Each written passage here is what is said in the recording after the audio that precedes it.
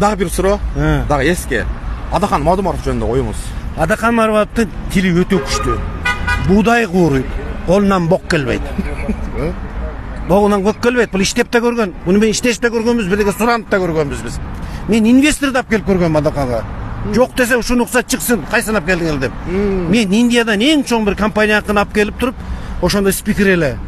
Ошонун тууганы бар, Касым Мадаминович деген, Ысманов деген. Ошону жетелеп алып, Номанжан Аркабаев дегендер досумду жетелеп алып, бывший депутат. Баткендик. Мага үчөөбүз келдик. Мына жерде Индиядан келген, Бангладеште ошол жерде мединститут окуп аткан индустар моундай бир программаны киргизип атат. Ушуну мындайга барсаң талап жеп салат экен. Ушуну жардам берип неметпейлиби?